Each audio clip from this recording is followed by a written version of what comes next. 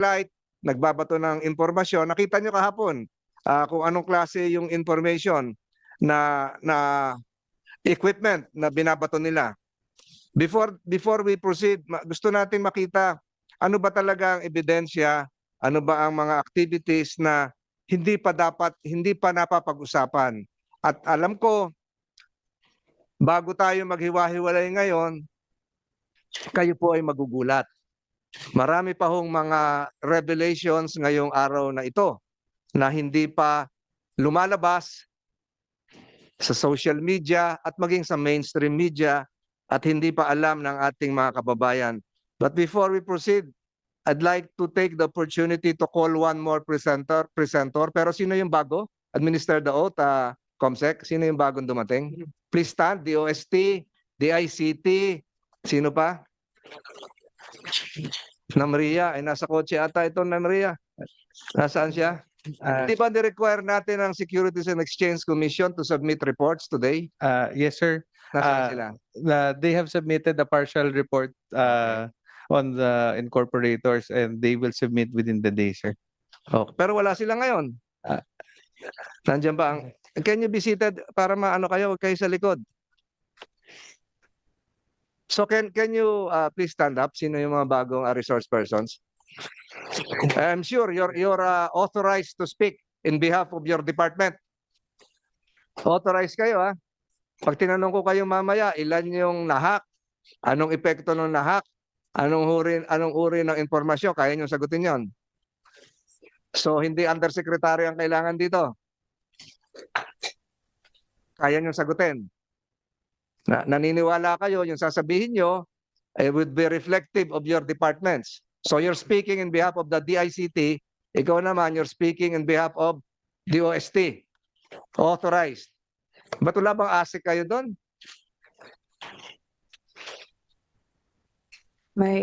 Nasa foreign trip din lahat. Lahat ng ASIC, USEC, nasa foreign trip.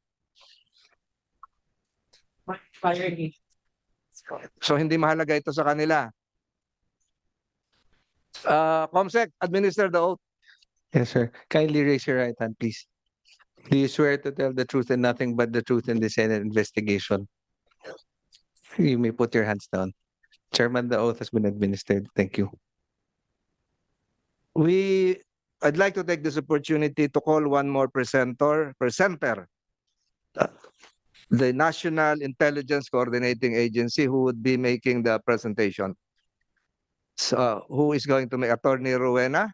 Or identify yourself and your agency and your position. Thank you, Mr. Chairman. I'm Deputy Director General Francisco Ashley Asidilio, in charge of cyber and emerging threats. I am accompanied by two of our lawyers from our agency legal service. We have a twofold presentation, Mr. Chairman. One dealing with cyber and another dealing with espionage. And we will be making one after the other presentation. It will involve secret documents, confidential matters. You may withhold the information. Thank You're you, Mr. authorized by Chairman. the chair. Thank you, Mr. Chairman. With your permission, Mr. Chairman. Please proceed. Honorable Chairman, fellow public servants, thank you for the opportunity to address this important hearing on espionage and cybersecurity challenges facing our nation. Before proceeding with the substantive portions of my presentation, I want to clarify the sources of the cyber threat intelligence that informs this assessment.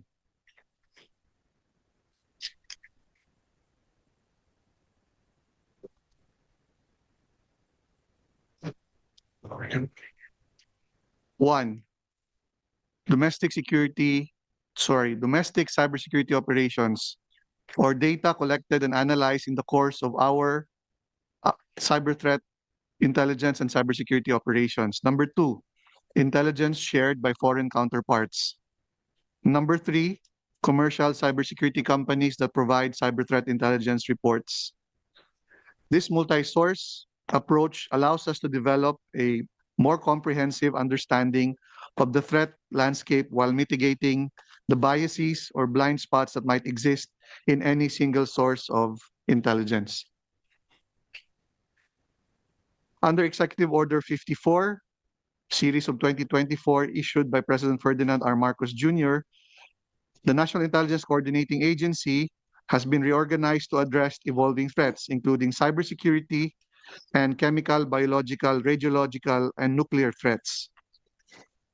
NICA's primary roles in addressing cyber and CBRN threats include cyber threat mitigation, CBRN threat response, national coordination, to act as focal point for integrating intelligence and coordinating counterintelligence activities across government agencies, as well as technology development.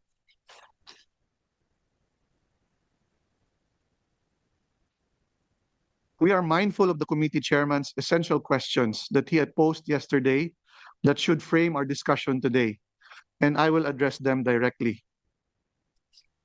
Against whom have these espionage and cyber threat activities been committed? The targets of cyber threat and espionage activities in the Philippines span both government and private sectors. 1. Government targets. Executive branch departments handling diplomatic, defense, and maritime affairs. Agencies involved in South China Sea policy formulation. Military and law enforcement communications networks, as well as local government units in strategically significant locations. 2. Private sector targets, like critical infrastructure operators, particularly in energy, telecommunications, and transportation. Defense contractors and suppliers to the armed forces of the Philippines. Research institutions working on maritime resources and territorial disputes. And financial institutions with ties to government projects. 3. Individual targets. Senior government officials with access to classified information.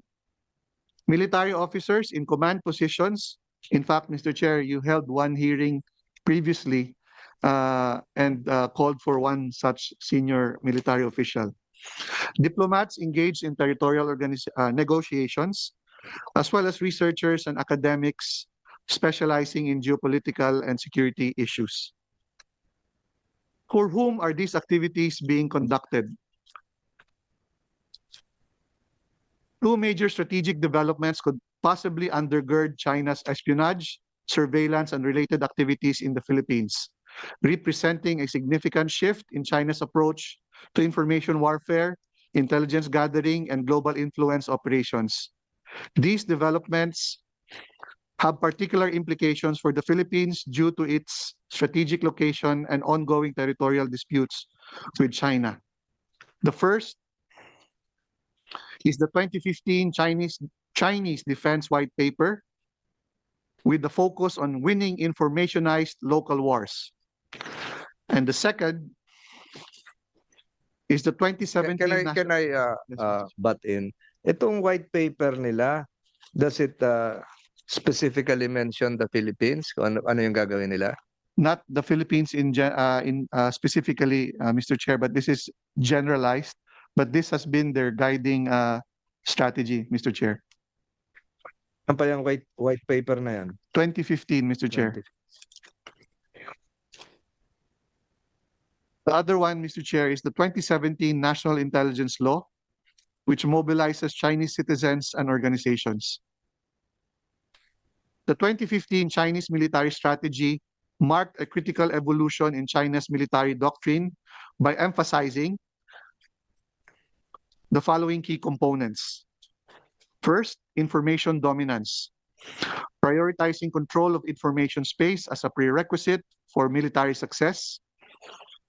Second is system of systems warfare, integrating all military and civilian information systems. Third is network-centric operations, leveraging advanced command, control, communications, computers, intelligence, surveillance, and reconnaissance capabilities. And fourth, civil-military fusion, blurring the lines between civilian and military technologies and infrastructure. What are its practical implications to the Philippines? There are four. One is that the development of sophisticated cyber capabilities that could target Philippine government, military, and critical infrastructure. Second are enhanced electronic warfare capabilities for potential deployment in disputed areas like the South China Sea. Third is investment in advanced surveillance systems to monitor military activities and communications. And fourth, the creation of information operations capabilities to influence public opinion and political discourse. Marahil, Mr. Chair, ito na po yung magtatahi ng mga nakita po natin kahapon. Can you repeat that to underscore that? To influence. The creation po of information operations capabilities to influence public opinion and political discourse. So sa tingin nyo, yan ay ginagawa ngayon? In terms of, makikita po natin ito, Mr. Chair, sa social media because we believe that Chinese organs are amplifying divisive political discourse in our country. So siguro, matagal ko nang gustong tanungin to. Meron ba mga indicators being observed? NSC, you can butt in, suggesting foreign interference in the 2025 elections, particularly targeting candidates with strong pro-sovereignty or anti-China positions. Meron bang nakitang ganon? Na yung tinatarget ay yung mga anti-China at tinutulungan yung pro-China? Meron ba nakitang ganong pattern? NSC or Nika, you can butt in.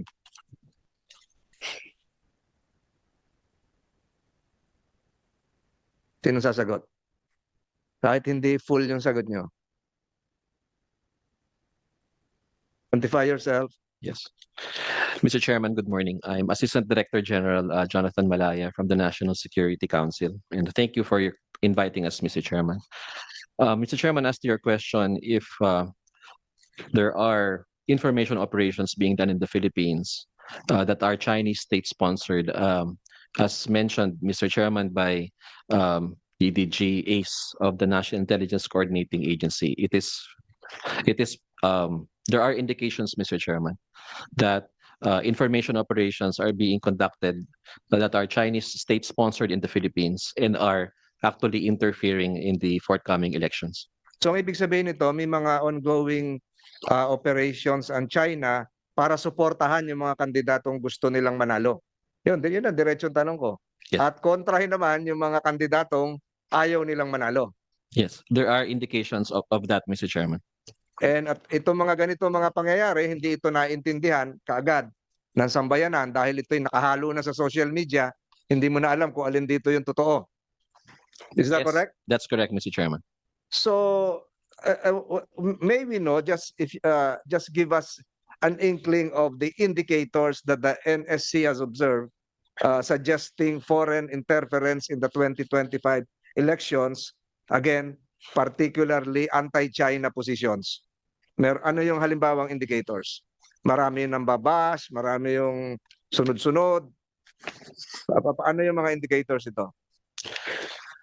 Ang nakikita po kasi namin, Mr. Chairman, is that there are many narratives na lumalabas, for example, from Beijing that are being amplified by third-party individuals, the mga proxies nila, Mr. Chairman. So, Based here in the Philippines or in China? based here in the Philippines, Mr. Chairman. And do they usually occur during survey periods? Yes, Mr. Chairman. Hmm. That's correct.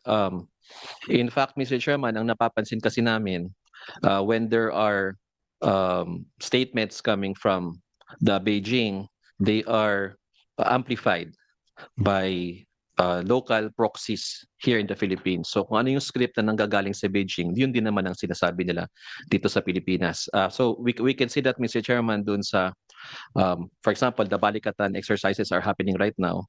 So you will see narratives coming from Beijing that the Balikatan exercises is a threat to regional peace and stability. And you'll also hear that kind of statement coming from local proxies who follow the script coming from Beijing, Mr. Chairman. And of course, your agency and other agencies as well have identified the local proxies. May listahan naman yan eh, kung sino yung mga local proxies na yan na lumalabas na sinusunod kung ano yung kumpas galing sa China. That is correct, Mr. Chairman. Kasi consistent yung mga narrative nila, mag-iingay, pag malapit ng eleksyon, pag may survey, lalong-lalo na pag may sinusuportahan silang kandidato. Nika, you can proceed. Thank you, NSC. Thank you, Mr. Chair. The other strategic development is the 2017 National Intelligence Law, mobilizing Chinese citizens and organizations. This law fundamentally transformed China's intelligence apparatus by one, compelling mandatory cooperation, which requires all Chinese citizens and organizations to assist intelligence operations. A second facet is its global reach, authorizing intelligence activities both domestically and abroad. Third is legal protection, or providing legal cover for intelligence operations conducted by Chinese entities. And fourth, its focus on offensive rather than defensive intelligence activities. What are its potential impact to the Philippines? One, Mr. Chair, Chinese companies involved in Philippine infrastructure could be legally obligated to gather intelligence. Two, Chinese tech companies operating in the Philippines may be required to facilitate surveillance or data collection. Three, academic and cultural exchanges could serve as platforms for intelligence gathering. And this has happened already even in other countries, Mr. Chair. There are now several countries, for example, that have banned their Confucius Institutes. They still exist here in our country, Mr. Chair. Dali lang, is this the fixed na ba itong slide mo? Baka meron pang iba. Hindi lang napapalabas nung technical natin. Naka-fix po siya, Naka-fix na Mr. yan, Chair. I'm just reading Okay. through my presentation. And one intriguing question. Do they have the ability to influence not just Filipinos staying here domestically but even overseas? OFWs, yung mga kababayan natin nasa abroad. Meron ba kayong nakitang gawain na ganyan? Insofar as our OFWs are concerned, Mr. Chair, wala pa po tayong documented or actual case of that. But if you're talking about Chinese diaspora, even here in the Philippines, kahit sabihin po natin, assuming the best of them, that they are not inclined, if they have relatives, if they have interests back home, those are sources of leverage for their government. Kaya kahit po ayaw po nila makipag-cooperate, kasi andito po sila, gusto po nilang manirahan ng tahimik dito, kaya pa rin po silang i-compel kasi po yung kanilang mga kamag-anak, kanilang mga interests back home are sources of leverage of their own government, Mr. Chair. Siguro mas maliwanag to sa mga nakikinig ngayon. Hindi lahat po ng Chinese o Filipino-Chinese ay masama.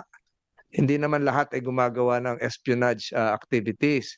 Meron lang tinutukoy ngayon ang iba't ibang intelligence agencies na may katibayan naman na ang kanilang ginagawa ay hindi para sa interes ng Pilipinas, kung hindi para wasakin pa ang interes ng Pilipinas. Is that the right assumption?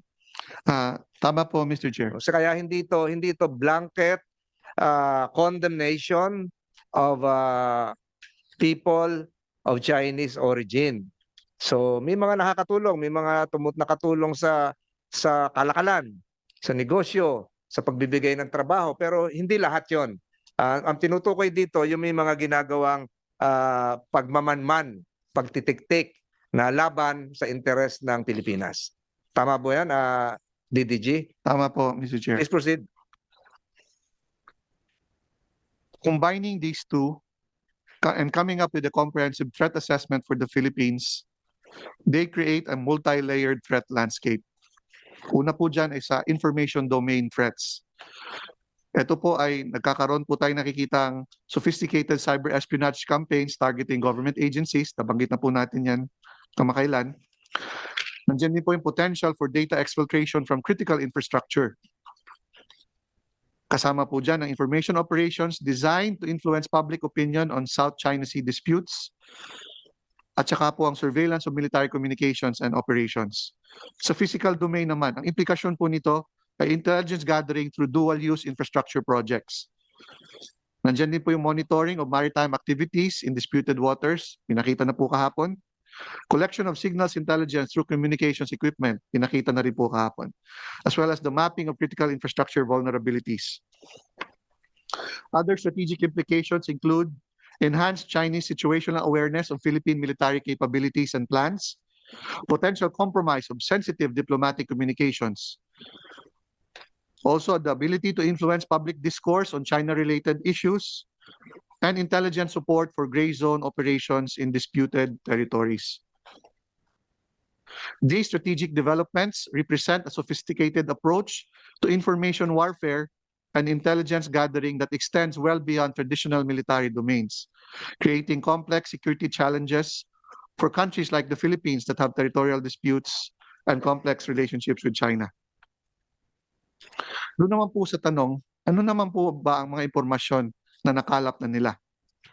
The compromised information varies by target but includes those from the government sector, the private sector. DDG, can we identify some of the government agencies or departments targeted and successfully hacked? Baka hindi nila alam yon. Pwede bang i-reveal yon? Yes, Mr. Chair. I can jump into that, Mr. Chair. Yes. Yeah. City.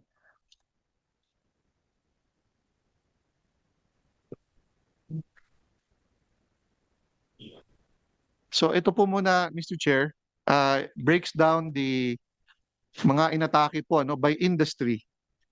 So ang kung titingnan nyo po, yung dalawa sa pinakamarami po ay galing po sa manufacturing at saka po sa government sector.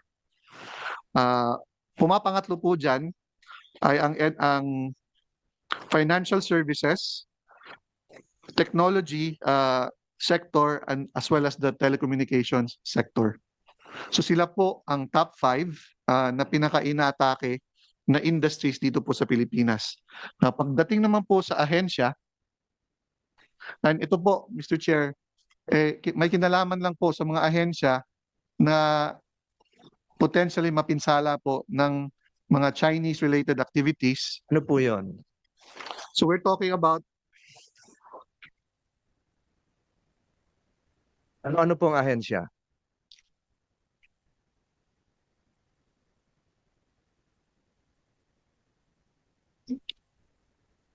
So sa slide po na yan, Mr. Chair, kung makikita po natin, there were 79 incidents involving AMLAC, BARM, BIR, Civil Service, CHR, Department of Agriculture, DFA, DICT, DILG, DBM, DOJ, DOST, DPWH, National Irrigation, NAMRIA, and National Telecommunications Commission, Mr. Chair. May representative tayo na NAMRIA, baka hindi niya alam na-hack na sila. This is only for the period April to December 2024 at hanggang January po 2025. And can you give us an indication as to the extent of the damage done? Siguro po, Mr. Chair, balik po ako sa isang slide. Ito po siguro ang pwedeng patutuo kung gaano po ka-sensitibo po yung mga naging operations po na ito. For example po, sa isang operation ng isang Chinese threat actor, July 4 to 5, 2024, nagkaroon po ng pagpasok sa isang IP address sa Pilipinas. Itago na lang natin po sa .gov.ph. Pero ito po ay Zimbra Mail Service. Nagkaroon po ng exfiltration ng datos. Ang bigat po nito is 3.63 gigabytes of data. Tayo po ay nakipag-coordinate po sa unit involved po dito. At ito po ay may telltale sign of Chinese tactics, techniques, and procedures, Mr. Chair. Another one, and it has been attributed to a Chinese threat actor named Aquatic Panda. Nangyari po ito noong August 10 hanggang December 21, 2023. Nagkaroon po ng connection na bumabato po papunta sa isang Hong Kong-based na IP address. Ang napinsala naman po, itago na lang natin sa isang .gov.ph na Zimbra mail service din po. Approximately 1.62 megabytes of data were exfiltrated. At ugnayan din po tayo sa concerned na unit po dito. Ang pangatlo po, Mr. Chair, ay attributed naman sa Mustang Panda. Nangyari po ito last year, May 23, 2024.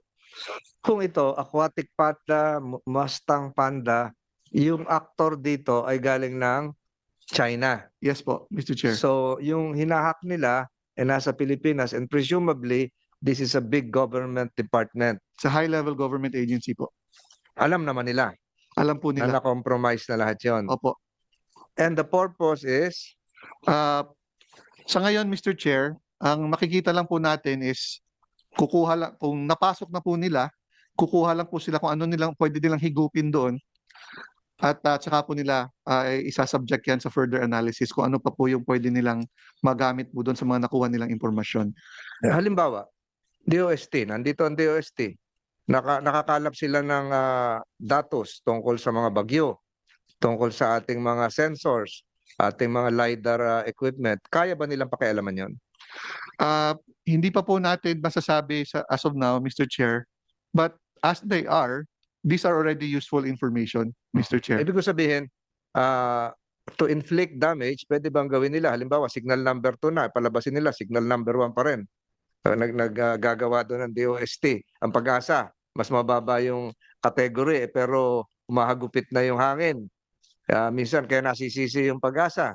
Bakit ninyo dineclare na signal number 3 yan? Nilagay nyo, 1 pa lang. So, pwede ba yung gawin? I'm not very familiar with weather science, Mr. Chair, but if I understand correctly from your question, siguro po ang pwede ko pong ma-relate sa nakikita po namin based on the premise of your question.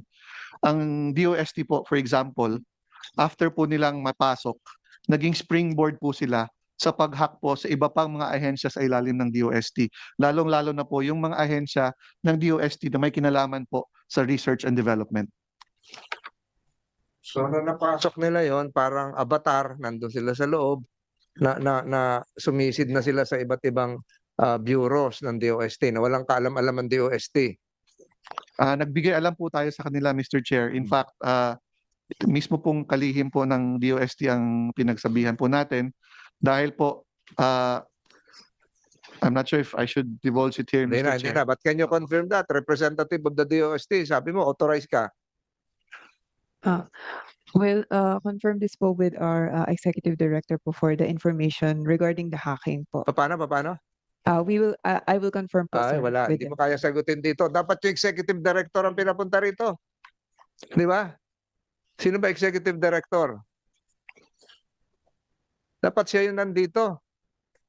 Tinutulungan na nga kayo, di ba? I-relay mo pa, babalik ulit. Wala mangyayari. Di ba? Please proceed, DDG. Thank you, Mr. Chair. So sa pangkalahatan po, balik po ako doon sa isang previous slide ko.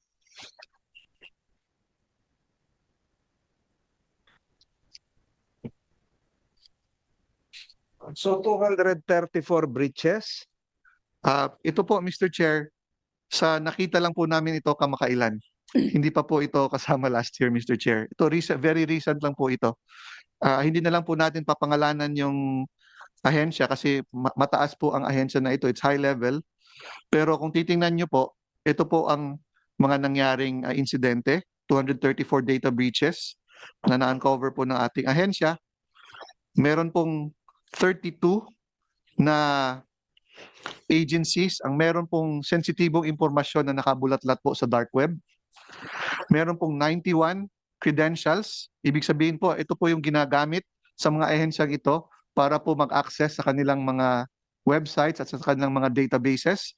Yung mga Ay, pwede silang pasukin pa uli kasi naka-open na, di ba? Yes, Mr. Chair. So hindi pa to nagawa ng paraan na masarahan. Ganun ba? Mr. Chair, ang ginagawa po namin as soon as ma-uncover po ito is pinagbibigay alam po kaagad namin sa mga respective agencies. What can they do? Depending po on their cyber capabilities, iba-iba po kasi. Yung iba, hindi pa po matured ang kanilang cybersecurity operations, medyo kulang po ang kanilang magiging action po, Mr. Chair. Compromise lahat. Opo. Lalong-lalo na sa research and development, DOST. And the same is true with DICT.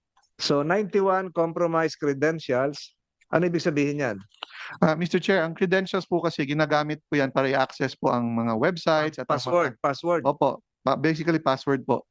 At saka yung mga databases. Kung nakabulat-lat po yan, pwede po silang pasukin. At depende po sa role na ginagampanan ng credentials na na-compromise po. Pwede pong high-level access po yun, Mr. Chair.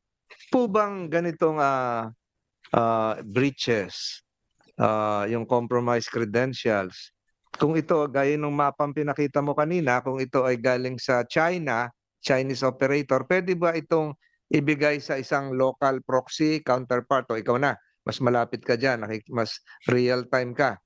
Pumunta ka na doon sa tabi ng building sa Taguig ng DOST. Diyan mo na sila i-operate. Pwede 'yon? Hindi na po kailangan, Mr. Chair, kasi po meron pong, usually po, ang sa techniques, tactics, and procedures po sa mga ganito, as soon as they have established initial breach, kumukonekta po yan sa tinatawag na command and control server. So kahit po saan yan, usually, nandun po yan sa estado na nag-conduct po ng cyber espionage, pwede na po nilang diktahan po kung ano man yung napasok nila, pwede na nilang utusan yung kanilang malware na naipasok para po mag-lateral movement, Mr. Chair, at magkaroon po ng actions on target na tinatawag. So kahit walang kamalay-malay yung mga departments dito sa Pilipinas, akala nila normal lang yung mga nagkukuman doon, wag mo nang i-release yan, 13-month pay, bawasan mo ng sweldo si ganito, pwede yun. In theory, Mr. Chair, pwede po siya. Gagalit ngayon sa sekretary yun. Pati yung mga ibang program na dapat ipatupad na kaagad, dinidelay. Di ba? In fact, Mr. Chair, hindi na nga po nila kailangang pakialaman yung datos, pabagsakin lang po nila or i-deny lang nila ng access yung mga ahensya, malaking disruption na po yun sa day-to-day operations po ng mga ahensya natin. Kahit yung mga anong tawag doon, yung biometrics nila pagpapasok sa umaga hindi na gumagana, hindi alam na nung HR kung anong gagawin, absent si ganito, kaya yon. Yes, Mr. Chair. Ayun, ganun kabigat yung pwedeng gawin nila. Is this still continuing? We'd like to believe that this is still continuing, Mr. Chair. Kaya po, importante po na ipaalam sa ating mga ahensya, tsaka even sa pribadong sektor, na dapat po tuloy-tuloy po yung kanilang cybersecurity efforts. Kasi po, mabilis po magbago ang pamamaraan. In fact po, every few minutes, merong naiimbentong bagong malware, Mr. Chair. At yung malware po ang kailangan para magkaroon po ng hacking. So, at the rate that malware is being developed, kailangan po talagang paigtingin at pagalingin pa po ang ating cybersecurity operations sa iba't ibang ahensya po. And has there been an effort siguro sa executive branch ito to relay all of this to the various departments? Kung ano yung pwede nilang gawin? Yes, Mr. Chair. Ang una pong ginawa ng kasalukuyang administrasyon ay ilathala po yung National Cybersecurity Plan. But in conjunction with that, Mr. Chair, naniniwala po kami na dapat po magkaroon ng isang focal agency for cybersecurity, which sa kasalukuyan po wala pa. That's why the administration is working on an executive version, and we hope that the Senate and the House will support the version being pushed by the executive po para magkaroon po ng isang dedicated National Cybersecurity Agency, Mr. Chair. Posibilidad ba na yung mga maalwan na hack o napasok ay meron ding local spy na nandoon sa departamento ng DICT o DOST? Hindi nila alam, isang kaopisina nila is working for a Chinese operator. Hindi alam ng mga kaopisina nila na ganun din. Kasama nila mananghalian. Siya na pala yung nandun. Siya yung local, yung focal person doon sa loob ng kagawaran. Is this a possibility? Para mas maalwan sa kanila. Not just a possibility, Mr. Chair. In fact, yan nga po yung preferred mode of compromising any organization. Ang tinatawag po na insider threat. Mas madali po para sa kahit anong cyber threat actor na i-co-opt po ang isang nandoon na sa loob. Uutusan lang siya magsaksak po ng halimbawa ng isang USB. Uutusan po siya na karga po ng isang type of malware. Halimbawa po, mas madali po yan actually, and in fact, mas epektibo po yan. In fact, Mr. Chair, ganun po ang nangyari kung naalala niyo po yung pagnanakaw sa Central Bank ng Bangladesh. Ang sistema po na yun ay closed system, yung SWIFT, para po sa financial transfers ng mga bangko. Since closed system po yun, hindi siya mahahack sa loob. Ang nangyari po, may isang empleyado, or whether we do not know kung voluntarily or involuntarily, sa kanya po pinadaan yung paghahack. Kaya po napasok ang Central Bank po ng Bangladesh at nanakawan po sila ng hundreds of millions of dollars, some of which found its way here in the Philippines, Mr. Chair. Mas madali sa China o kung sino man na mag-operate ng ganyan kung meron silang planted na empleyado na doon sa loob. Nandun na mismo sa loob ng halimbawa DICT, DOST. Paano natin madidetermine yung mga yon? Siyempre, Pilipino rin yon. Na-compromise na. Is there a way of determining na kung sino itong mga to? Or are you now doing an effort to unmask kung sino-sino itong mga to? Kasi mabilis yung isa nakita ko doon sa isang presentation mo, nagsabay na yung DOST at saka DICT. Sa probinsya pa yung isa, yung previous slide. Kasi kung totoo yan, meron tayong spy sa mga ahensya, ay labas na natin yung mga mukha nila. Di ba? Wala silang karapatan maging bahagi ng civil service roster natin. Mr. Chair, meron po tayong dalawang regulasyon kung saan sa pamamagitan po na ito, pwede po nating ma-prevent po yung binabanggit nyo po na sitwasyon. Ito po ang Executive Order 608 patungkol po sa pagbibigay po ng security clearance at yung kalaki po nito ang Memorandum Circular 78. Hindi naman po ito, this does not fully guarantee kasi this does not apply to all government employees. Pero we are mentioning this lalo na kasi we would like to remind all our government agencies that for those personnel or employees that have access to sensitive systems and information, dapat po dumaan po sila sa security clearance system po natin na pinapamahalaan po ng National Security Council na tinutulungan po ng NICA, Mr. Chair. Is there an internal security clearance system within the ICT? Meron ba ngayon? Yes or no lang? For the Cybersecurity Bureau lang po, sir. So you have a Cybersecurity Bureau, which is an internal unit. Opo. O external yon? Anong Internal, trabaho? sir. Anong trabaho nun? Before, sir, mag-hire po, may nagba-background check po kami for the Cybersecurity Bureau po. Bago ma-hire, background check. Pero pag nagtatrabaho na, nandoon na. Wala, sir, na ano. Wala. Okay na, cleared ka na forever hanggang mag-retire ka. Ganon. Sa DOST. There is a national security clearance system within DOST po, sir. Sinong nag-implement nun? I will have to confirm po, sir. Hindi natin masasagot to. Iko-confirm mo pa. So siguro yun ang kulang dito. The clearance system should be continuing. Hindi po pwedeng entry level, pumasok, tapos tuwing Lunes, manunumpa na lang. Ako ay ganito, no? Flag ceremony.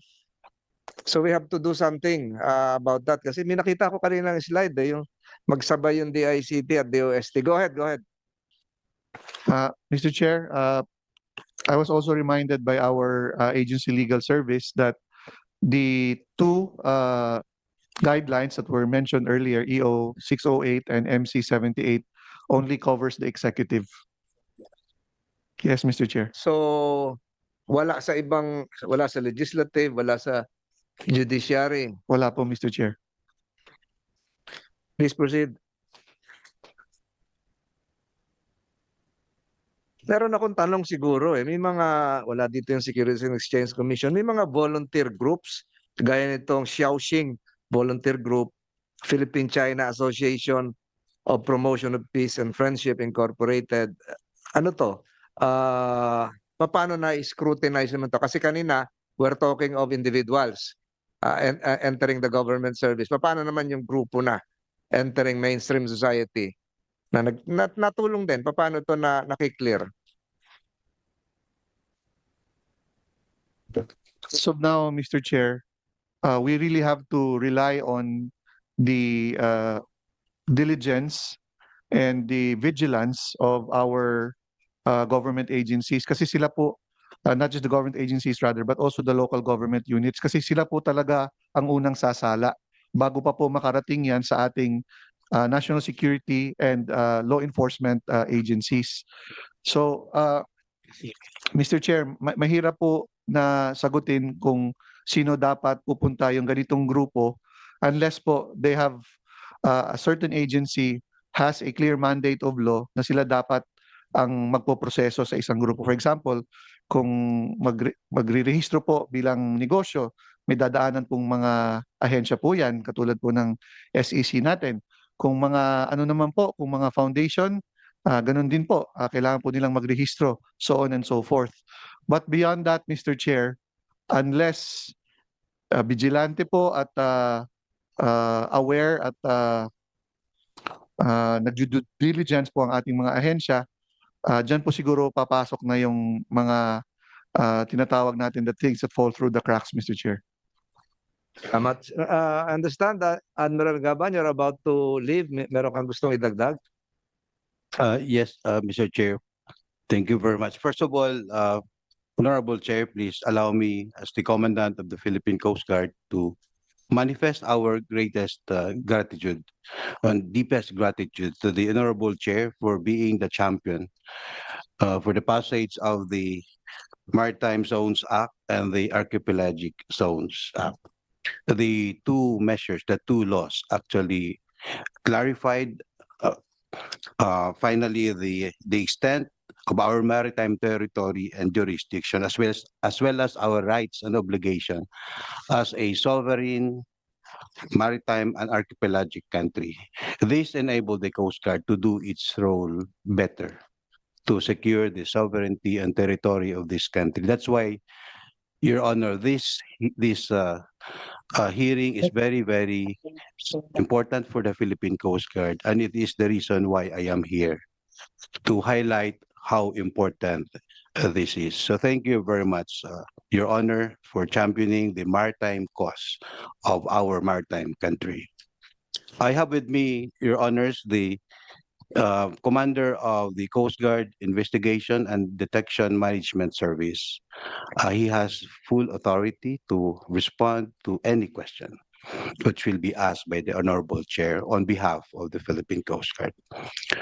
Thank you, Mr. Chair. The committee is ready to dispense with your presence. I know that you have a lot of things to do today, so we thank your attendance. We will direct some questions later on to Commodore Tanseco. Salamat, sir.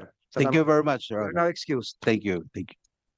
Go ahead, DDG. Yung on a scale of 1 to 10, ganong kalaki na ang damage na lumapat sa ating mga sangay ng pamahalaan? Ganong kalaki na? Huwag mo nang banggitin yung mga government agencies. Mr. Chair, ang pinag-uusapan po kasi natin dito ngayon ay tinatawag nating offensive cyber operations. Dalawang klase po yun. Cyber espionage at saka po destructive cyber attacks. Marahil po maraming nag-iisip, wala pa naman tayo nakikitang very destructive cyber attacks. Kaya okay lang po siguro tayo. We would like to make the submission, Mr. Chair, na hindi po dapat tayo kakampante dahil ang cyber espionage po a precursor lamang of what may be potentially destructive cyber attacks waiting to happen, Mr. Chair. Meron po tayong tinatawag na prepositioning activities. Napansin po natin ito sa dalawa out of the three, hindi na lang natin po papangalanan, telecommunications networks, yung tinatawag po natin ng mga customer premise equipment. Yun pong mga routers po. Meron pong mga nakapasok na doon na cyber threat actors, pero kung titingnan yun po, tahimik lang silang andon nung na-monitor po natin. So, it begs the question, what is their intention? So, kung itatranslate nyo po yan sa ibang larangan, for example, what if these threat actors are also prepositioned in critical sectors or critical infrastructure, just waiting for the right time or the right opportunity to conduct attacks. Kaya po, ang submission po namin ngayon, Mr. Chair, is dapat tuloy-tuloy po yung ating cyber threat intelligence, yung ating pong cyber threat hunting, at yung pagpapatalsik po ng itong mga cyber threat actors pag nakikita po natin sila sa loob ng ating mga networks, Mr. Chair. I'm about to wind down, Mr. Chair. I have 3 more slides. Pero bago siguro yon, balikan ko yung hindi ko natanong kanina. One is directed to NSC and one is for NICA. How are the NICA and NSC addressing the infiltration of Chinese disinformation through troll networks and social media in an election year? Monitoring lang ito. How do you address this? Yung infiltration ng Chinese disinformation. Is this ongoing? Yes, Mr. Chairman, we see indications of that currently, that there are activities being conducted, no? In particular, Mr. Chairman, this started actually way back when we saw the passage, for example, Mr. Chairman, of the Maritime Zones Law and the Archipelagic Sealands Act, which the Honorable Chairman was the head and champion of these laws, which the Philippine government saw as a very significant legislation. The reaction from China, Mr. Chairman, was of condemnation. The Beijing said that they condemn and firmly reject the said laws because it gravely infringes on their territorial integrity. And then we saw after that, Mr. Chairman, certain Filipino actors affirming and amplifying that kind of statement. For example, Here, based in the Philippines. based in Ito the yung, ito yung mga Philippines. influencer, maraming follower. Yung Yes. pag sinabi, nagsalita, viral agad. Yes, Mr. Chairman. There were statements coming from these individuals, Mr. Chairman, and they usually conduct their forums in Quezon City. And they said that the passage of the law makes the Philippines idiots. Ang sabi nila, Mr. Chairman, it's the idiotization of the Filipino because the law actually makes diplomacy harder to achieve a win-win solution to the South China Sea problem. And there was a lot of statements also concerning the chair, Mr. Chairman, no, condemning the action of the Philippine government and of the chair. So mula noon, Mr. Chairman, nakikita na natin yung amplification of these types of statements by local actors here in the Philippines. Kaya pala, araw-araw ako nababash. Tagal na. So, second questions, are there confirmed cases of Chinese influence operations aiming to polarize the electorate or undermine public trust in national security policies and territorial defense?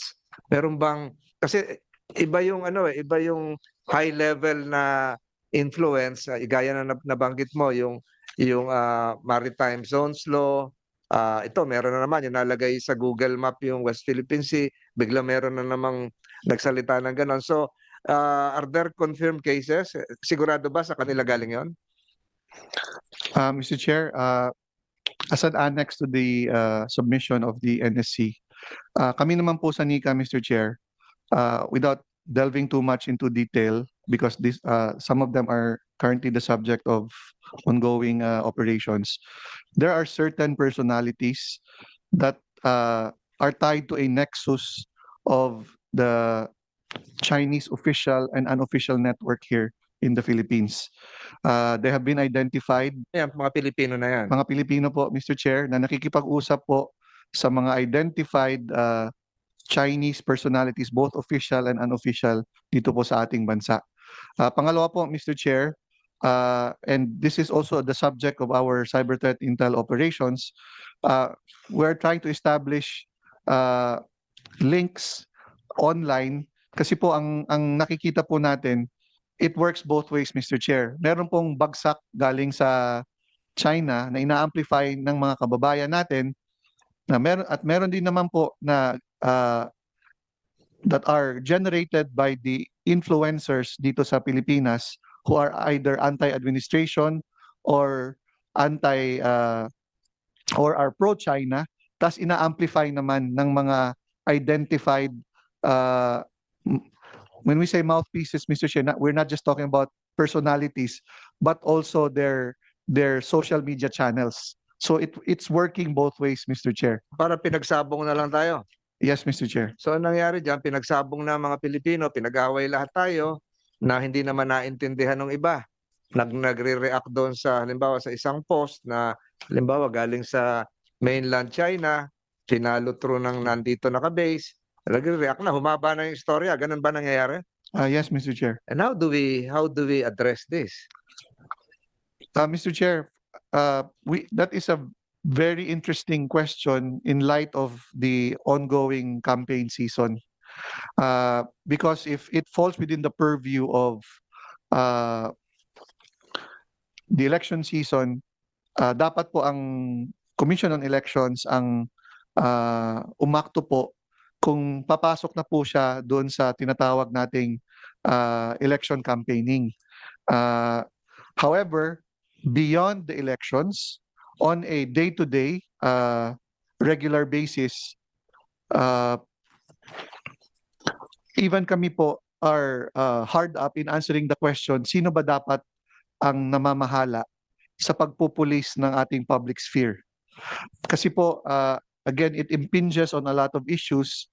Nandiyan na po, it becomes now a question of ethics. It now impinges on the question of freedom of speech, so on and so forth. So nagiging murky na po ang usapan na iyan.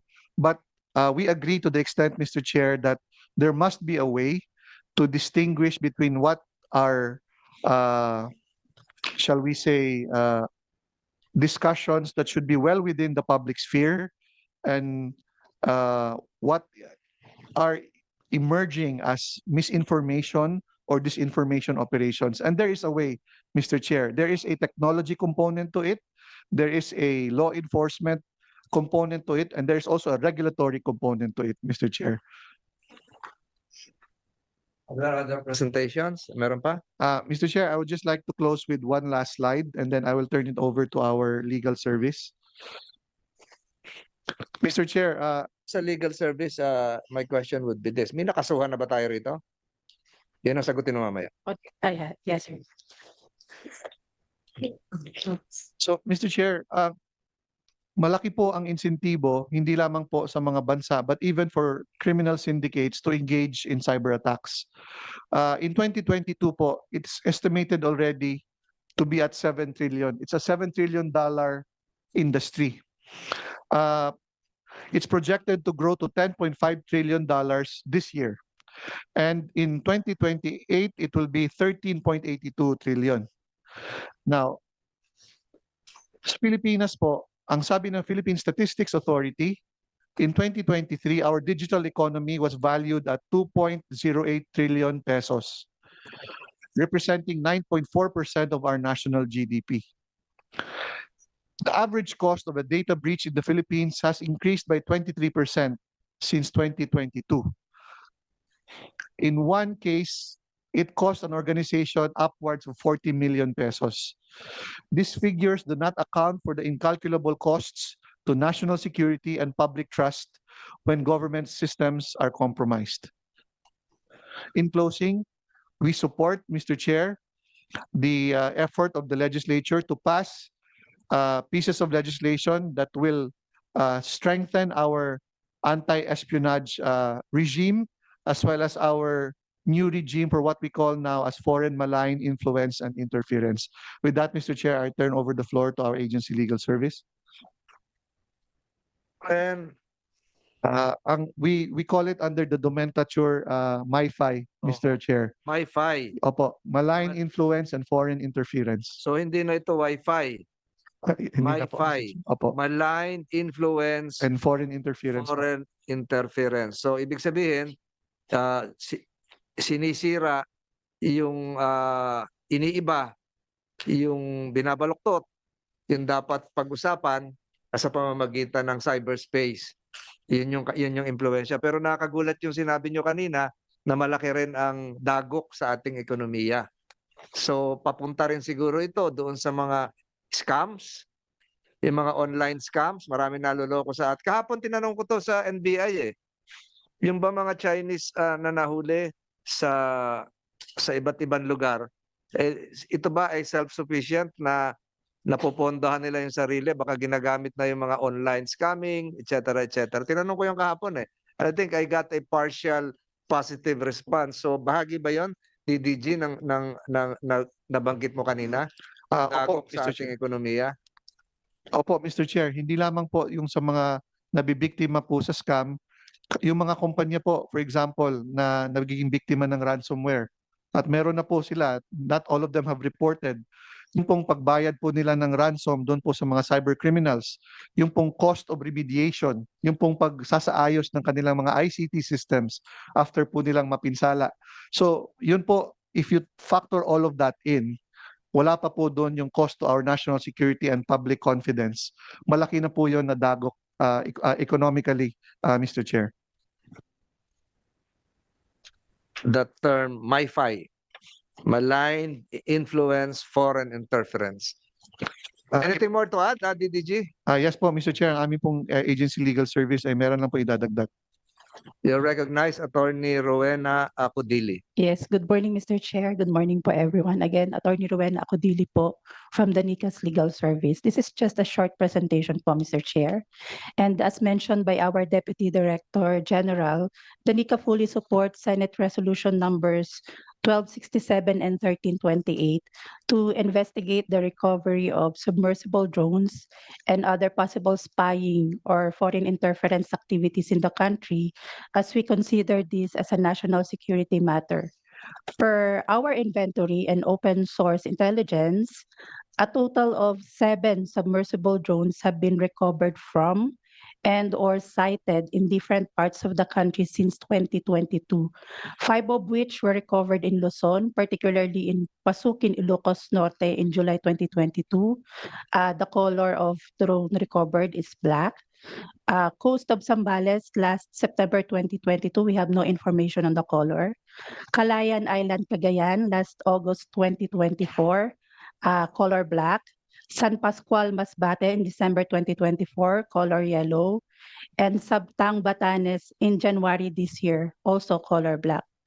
1 sighted in the waters of Bohol last January this year, color gray and red. However, this was not recovered, Mr. Chair, as the info only circulated online, and we have not recovered the drone. And lastly, we have 1 in Initao, Misamis Oriental, last October 2024, and we also have no info on the color. The common features of these submersible drones are that they are all unmanned and submersible. They are all capable of gathering and transmitting data, and they are not armed with weapons or explosives. On the other hand, Mr. Chair, since last year, there are a number of espionage incidents involving Chinese nationals. We will submit this report to this honorable committee because some of the information are still being exploited, Mr. Chair. Is that part of the arrest made by the National Bureau of That Investigation? includes, Mr. Chair, the incidents reported by the NBI. So yung tanong yesterday. ko kanina, pending question, may mga na-file na ng kaso? As to the foreign interference or malign influence, Mr. Chair, wala pa po tayong na-file na case on that because Kailangan doon. we have no effective law in place as of now, Mr. Chair. What about Commonwealth Act 616? Commonwealth Act 616 speaks about espionage, Mr. Chair, and if we're Yes. going to look into the law, Mr. Chair, we can see that it is focused on national defense and siguro po kailangan lawakan natin ang coverage nun to cover national security concerns and not just Your proposal, make that an agency proposal is to amend CA 616. Matagal na yun. American time pa yon. that is correct, Mr. Chair. This was What about enacted in applicable provisions of the revised penal code? same thing, Mr. Chair. Hindi rin po siya effective because our revised penal code was enacted in the 1930s. And CA 616 was enacted in 1941 to be exact, Mr. Chair. So there are provisions that are already obsolete na po. Dahilan kaya wala pa napafile na ng kaso. As to espionage, we took note of the cases filed by the NBI this year, Mr. Chair. NBI, ano yung kasong, kasi may baril yung isa, kaya Comelec gun ban yung sigurong in-invoke nyo. Ano yung kasong finailan nyo doon sa mga nahuling espiya? Doon sa Regional Trial Court, Branch 36 of Tarlac, sa Palawan, etc. etc. Good morning, Mr. Chair. Yung lahat po ng kaso na pinasend namin kahapon was filed for an espionage case, sir. Espionage case po. Anong batas ang in-invoke nyo? Commonwealth Act 616 po. 616 din. Na sinasabi ni Attorney Rowena, kailangan i-update. Mhm. Yes, Mr. Chair, especially the penalties. Baba. Opo, sir. And would you recommend that this be considered as non-bailable offenses as well? That would be a good proposal, Mr. Chair, considering that this is a national security offense, Yes, baka Mr. Chair. magpiyansa lang yung mga yon. Pagpiyansa nyo, di na makikita yung mga yon, di ba? Anything more to add, Nika? Yes, Mr. Chair. May I finish my presentation, Mr. Chair? And as mentioned, Mr. Chair, the recovery of the submersible drones capable of gathering and transmitting data and the monitoring of several suspicious activities of foreign nationals in the country call for the review of our existing laws to further secure our territory, maritime, and cyber domain. Again, the agency expresses its full support to Senate Bill number 2951 or the Counter Foreign Interference Act that the good chairperson has introduced, as well as Senate Bill number 2980 or the new Espionage Act. The intelligence community welcomes these very important legislations as this will impose stricter penalties for violators of espionage law and will penalize foreign interference in the domestic affairs of the country. That would be all, Mr. Chair. Thank you po. Salamat. Anything to add,